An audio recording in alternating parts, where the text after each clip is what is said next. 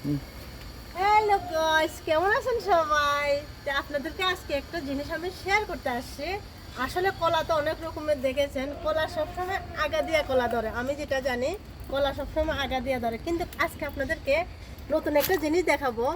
কলা কিভাবে মাঝখান দিয়ে ধরে সেটা দেখাবো। এখন আপনারা দেখতে থাকেন। দেখেন অলরেডি কিন্তু কলা কিন্তু আগা দিয়ে ধরে গেছে, সেটা খেয়ে ফেলেছি। এখন মাছ বরাবর আবার কলা ধরেছে, তো সেটা আপনাদেরকে দেখাচ্ছি আমি। এই যে দেখেন,